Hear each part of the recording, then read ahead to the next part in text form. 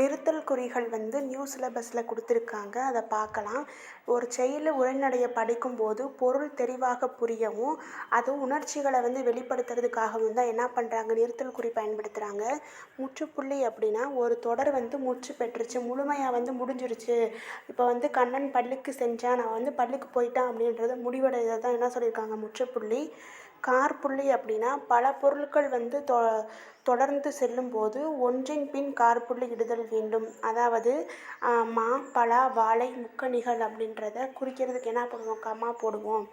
அரைப்புள்ளி பார்த்தீங்க அப்படின்னா வந்து ஒரு புள்ளி வச்சுட்டு கீழே வந்து ஒரு கமா வரும். அதாவது ஒரு எழுவாய் பல பயனிலைகள் வினைமுற்றை கொண்டு முடியும்.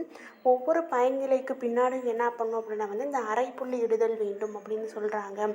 இப்போ பாருங்கள், சிந்தனை செல்வன் நன்றாக படித்தான். படித்தான், படிப்பான், இன்னமும் படிச்சிட்ருக்கா. அது வினைமுற்று நமக்கு.